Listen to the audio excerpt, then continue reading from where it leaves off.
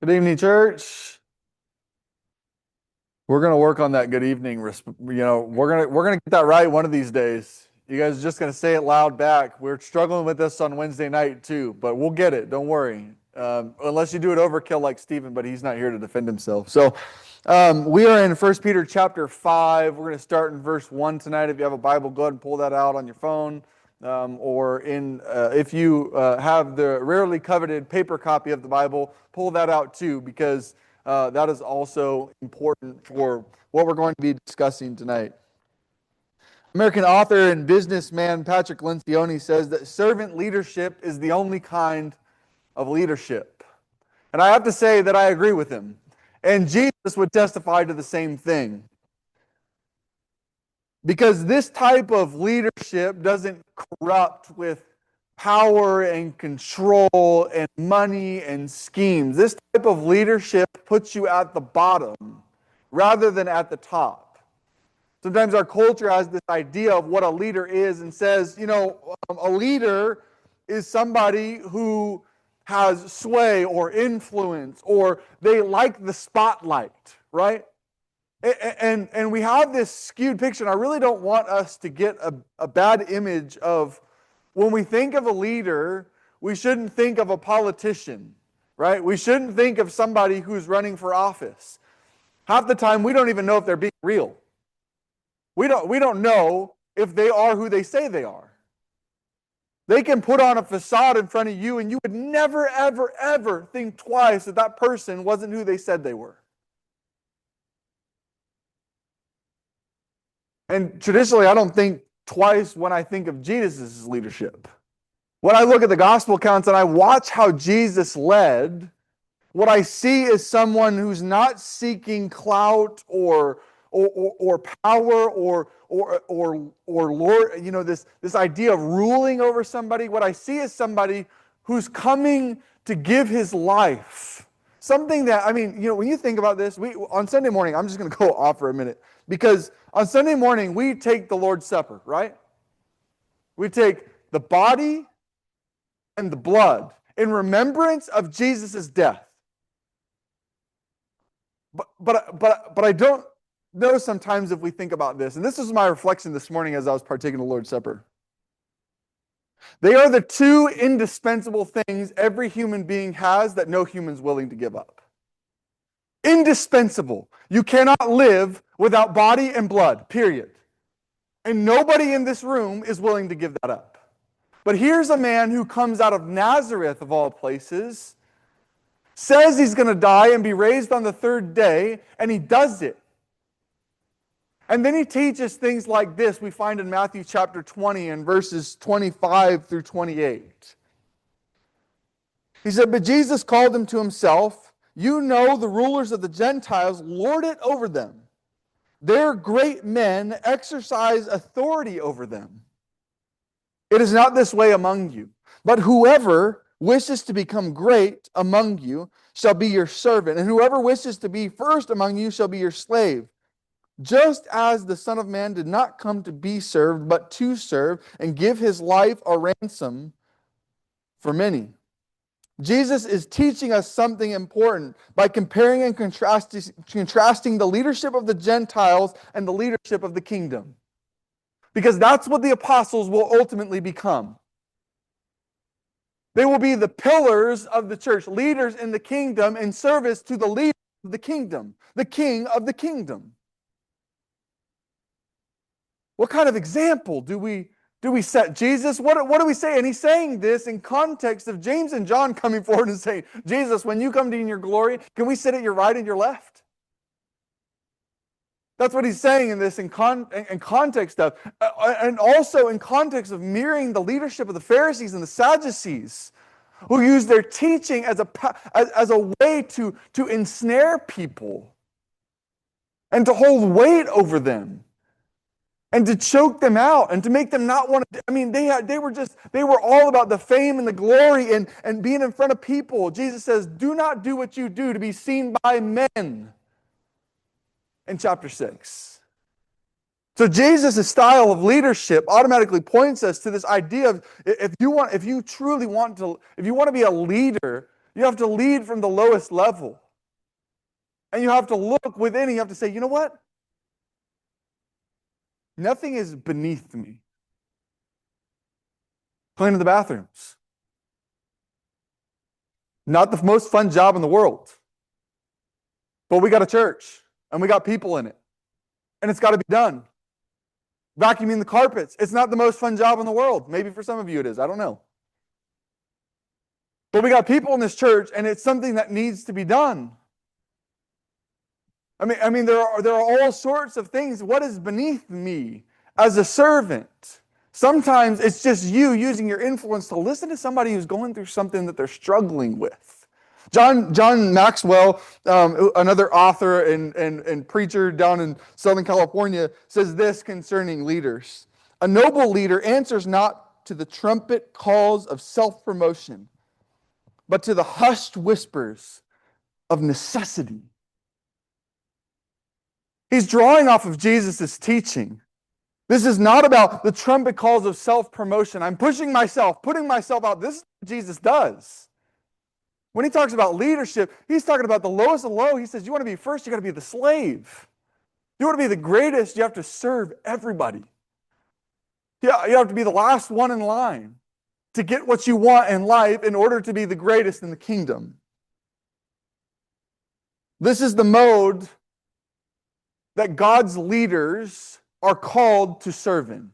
Elders, shepherds, overseers, pastors, teachers. This is what they're called to do, to serve at the lowest form in the church, to build up the church. It's giving of oneself more than you're getting for oneself. Leadership is about serving, not being served. That's what Jesus says. It's about serving, not being served. I'm not here to be served. I'm here to serve. If that's my attitude every time I step in this church building doors, every time I step outside my door, every time my wife greets me at the door, if that's my attitude, what kind of influence do I have? What kind of work am I doing in the kingdom for my family? If my daughter draws a picture and it's not very good, do I tell her the truth and hurt her feelings? Or do I find a way to build her up? You know what? That's really good, but you can do so much better, and you should try this. That's building up. That's what the kingdom's about. This is a book about God's people conducting or responding to suffering. How do we respond? And last week we kind of talked about this a little bit. This idea that the flesh reacts and the spirit responds. And there's a difference between the two. And Peter's playing off of this idea. Remember in chapter 2 and verse 12, Peter says this, keep your behavior excellent among the Gentiles. In the midst of your suffering, you can't act like the world. You can't act like you don't have a place to go. You can't act like death is the end for you. You can't act like this is over. Remember who your Lord and Savior is, because he says it right down in verse 21 and 24. He says, Jesus suffered unjustly. And when he was reviled, he did not revile in return. Or how about in chapter 3, verses 1 and 2, when speaking to wives, he says, here's what you can do if you have an unbelieving husband. In the midst of suffering, if you maintain the integrity of your behavior, they may be won without a word. Because your life is devoted to Christ. Do you react or do you respond? And this is what Peter is trying, the dynamic that Peter is trying to push without actually verbally saying, you know, well, what are you controlled by? What are you moved by? What are you pushed by? Are you moved by your own desires of the flesh? Or are you moved by the Spirit of God that lives within you? How you respond or react tells us what that is. But your call is not to live by the deeds of the flesh, but for the will of God. That's what he says in 1 Peter chapter 4, verses 5 and 6. You're called no longer to live by the desires of the flesh, but for the will of God. That is your purpose. And as he seemingly moves through this, he gets into chapter 5, he doesn't leave the leaders without something to do. and the young men of the congregation. These are the two categories that he talks about, 1 through 5. The first command that we see in this passage is where he tells the elders to shepherd. The second is where he speaks to young men, and he says, be subject to your elders and clothe yourselves with humility. Here's how you do to fulfill your role in the kingdom as a leader or a future leader. Shepherd the flock, clothe yourselves with humility, and be subject to your elders. This is what he's putting forth in front. But here's the other interesting part. Peter identifies himself with this body of people. And the word here is really interesting because when you see the word elder, behind it is the word presbyteros, which really means older man. Like this is an older man in a position. In some cases, in some contexts, this is referring to an actual office, like 1 Timothy chapter 3. Here, I believe Peter is speaking to an actual office. But he also uses the word episkopos, which is the other word that's used for elders or overseer, like you would see in 1 Timothy chapter 3. He says, if anyone desires to be an overseer, that's episkopos. If anyone is an elder, they are a presbyteros, an older man, because here's the interesting thing in the culture, in the towns, this is the way that they would make decisions for the towns, for the Jewish people. They would gather all the presbyteros together. And the older men would come together and speak for each individual family. And then based on the decision that was made for each individual family, they would come to a decision together in what was best for the community. Presbyteros describes their office. Episkopos describes what they do. And Peter uses both in this passage. And this is why I'm convinced that when he says, therefore I exhort the elders as your fellow elder, he's talking about an official office because of the use of those two terms in the same context. What they are and what they do. Therefore I exhort the elders among you as a fellow elder. Look at this. This is really cool. He says, 1, I'm a fellow elder. 2, and I'm a witness of the sufferings of Christ. And number 3, I'm a partaker of the glory that is to be revealed. Peter puts himself on a scale. I think Peter beautifully exemplifies what it means to be a servant leader. He says, I'm not above you. I may be an apostle. I may have witnessed the sufferings. I may have been right there with Jesus. And I may have seen the things that happened to Jesus. But I am not above you. He says, I'm a fellow elder. Right? This is what I am, this is what I'm called, this is what I do, and I'm a witness to the sufferings of Christ and a partaker of the glory that is to be revealed. And then here's his command. This is really interesting. Shepherd the flock. The word for shepherd here is the same word that's used in Ephesians chapter 4 and verse 11 when he says, and he gave some as shepherds. The Greek word is poieomen, right? Shepherd, it's something they do, it's something they are. And then he says, shepherd the flock of God among you, exercising oversight. That's episkopos. That's what they do. Exercise oversight. But what's even more interesting is the way that he begins to break down the text for us and show us how we shepherd and exercise oversight of the flock. He says, not under compulsion, but voluntarily, according to the will of God, not for sort of gain, but with eagerness, nor yet as lording it over those allotted to your charge, but proving to be examples among the flock.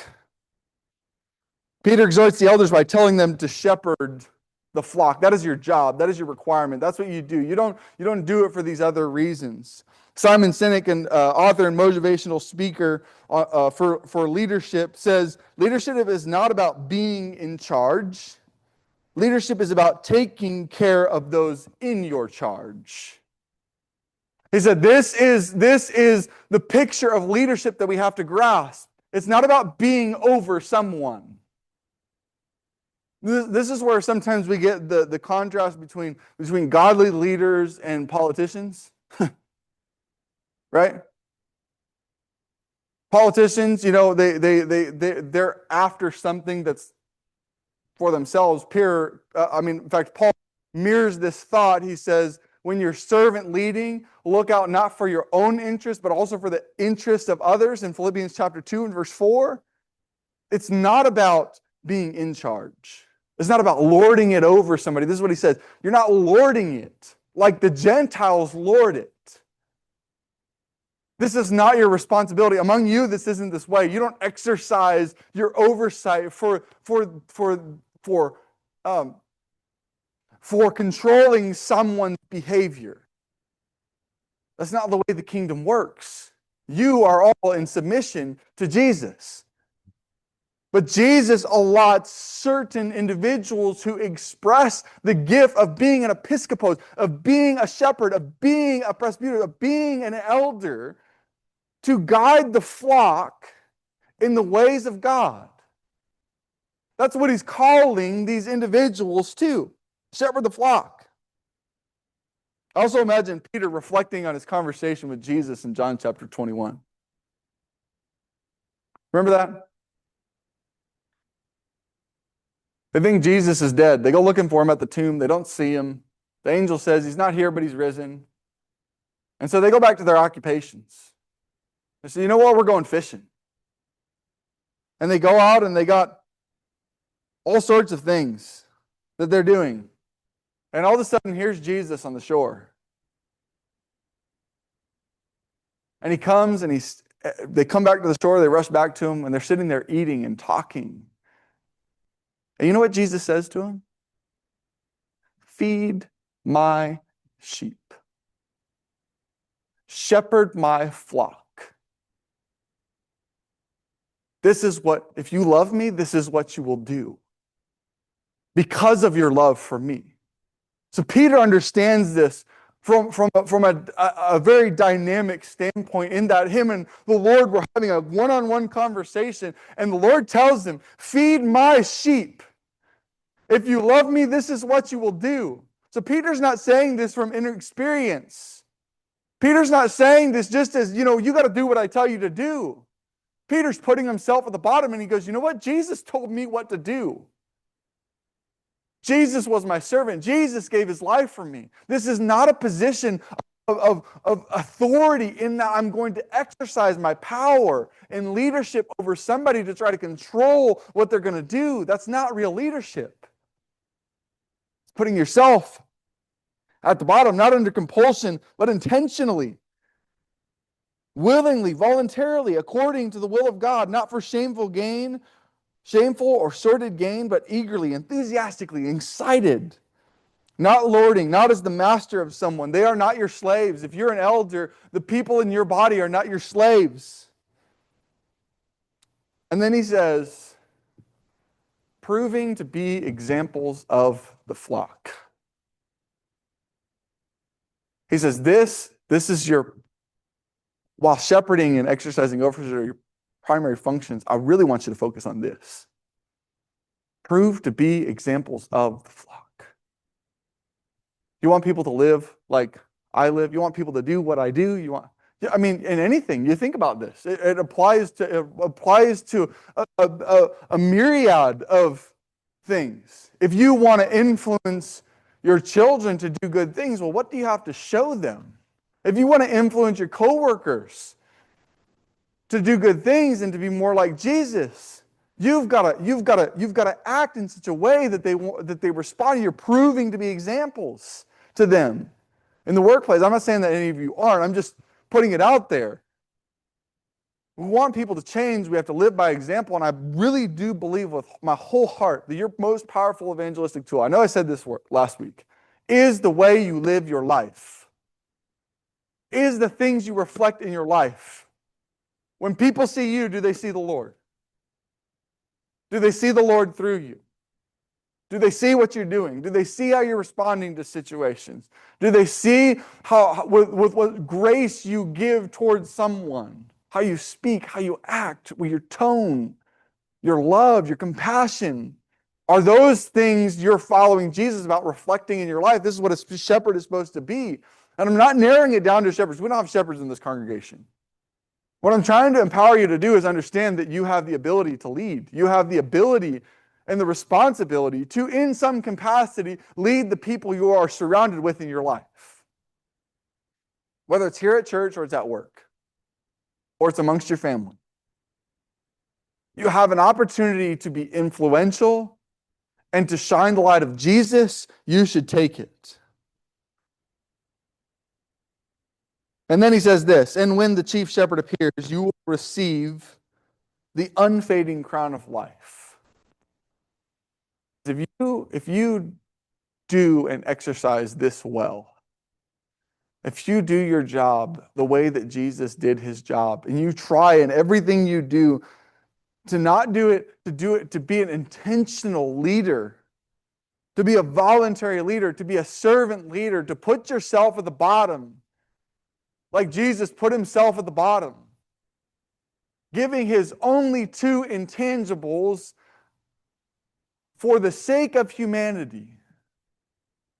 He says, when he returns, you are going to receive the unfading crown of life. That's your reward for what you do in this life. And then he kind of transitions. He says, because there's this younger group of men, right? And always in a congregation, I hope this is, something on our minds about what we're doing in the future, is as training and being examples to the young men who attend this congregation. That is vitally, vitally important for us to take keen note of that. There's Ricky that sits in the back, and how many others that attend here on Sunday morning. How can we be examples to those individuals? I mean, I started in a cabin. I know I've talked about this before, but I'll say it again. Because I reflect on this all the time. And when I started in that cabin, my intention was not to influence these young men the way that I did. That was not my intention. That was not what I was trying to do. I thought they were fun. They were full of life. They were excited. They were exciting. And then when the time came when they were getting into their teenage years and they were rebelling, it was like they would come to me and they would ask me questions, and they would express concern or not like something, and I would try to the best of my ability to give them the best that I could, advice that I could that honored their father and mother. Now some of them are preaching.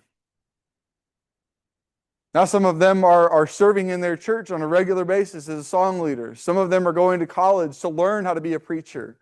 Something I didn't expect that. I didn't put that out there. But are we thinking about how our example, and I wasn't the perfect example either. I have my failures and flaws of my own. But who can we influence if we put Jesus at the front and ourselves at the bottom? For what cause can we impact by standing on the lowest step? Are we conscious of those things? This is all things that Peter's bringing out. He says, you younger men, this is the verse 5, you younger men, be subject to your elders. This is your job right now, because you're not in a position, you're not old enough, you're not in a place where you can be an elder. Your job is to be subject to the elders and maybe even learn from the elders. This is the same word we've seen all throughout this book about submission. Chapter 3, verses 1 and 2. Chapter 2, verses 13 through 17. In chapter 2, verses 18 and 19, when it talks about slaves. When it talks about the idea of being subject, being in the submissive part of the relationship, not in the authoritative part of the relationship. It's the same we would put ourselves in when we look at Jesus. Are we in the dominant position of the relationship, or are we in the submissive part of the relationship? I would hope that you would see yourself in the submissive part of the relationship. Because Jesus is your Lord and your Master, and He's directing your steps to do His work. And then he says, here's the other thing, because what you have to remember about young men is sometimes they're kind of cocky, right? Kind of arrogant. Okay? They kind of got that head built up. I got a 20-year-old man who just got married, and he's a 3-stripe black belt in jiu-jitsu. There's a lot to be arrogant about. He's worked his whole life for that. I got kids that are close to that, being that. But somehow they understand this principle of clothing themselves in humility. What he's saying is cover yourselves. It's like putting on a cloak, right? And buttoning it up. This needs to be a part of your entire being. To clothe yourselves with this humbleness, this humility, this gentleness, this meekness. Not as a form of weakness, but as a form of strength. Do I have the humility to submit to the people that are worthy of my submission? And even if they aren't, that's what he's saying. Be subject to your elders. There are good elders and bad elders, right? There are guys that are really good at their job and they love their job and they're fantastic. And there are bad ones. There are really bad ones. And you just, they're like the contrast of the good slaves, the good masters and the bad masters. He says, don't just submit to the good ones because they're good. Also submit to the unjust and the unruly. He says that in chapter 2. Right? So why would it be any different for this category of young men? Clothe yourselves with humility toward one another is the phrase he attaches to that. For God, look at this, he quotes this. For God is opposed to the proud, but gives grace to the humble. He is in complete opposition to people full of pride. We could sit here and ask ourselves, is that us? Do we have the capability to sit back and go, am I full of pride? Yeah, sometimes. I'll be the first one to admit it. I'm full of it. And there are other times where I am on my knees begging God to forgive me. There are times where I get ahead of myself. I get my head blown up to the sky. And I'm full of pride. One of my issues, and this may be a common human thing too, I don't know how to ask for help. That's my pride speaking, not my humility. I don't know how to ask for prayers. That's my pride speaking, not my humility. And this is what I have to be keenly aware of. If I'm called to and commanded to clothe myself in humility, and I understand that God is in opposition to those who are full of pride, but He gives grace to the humble, what position do I really want to be in? Leadership is not about being served.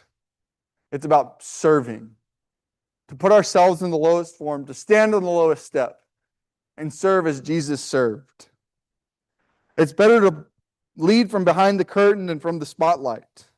It's not about looking for the spotlight or using your example and it is about using your example and your influence to build God's kingdom. As a reminder, I want to tell you and empower you tonight that you have the ability to lead through your own example. You may not be in a position where you could hold this office, or you may not be in a position where you want to hold this office, but you do have influence in the kingdom. Not as a demanding, commanding, but someone who is full of humility and love and compassion and grace. Let's stand and sing.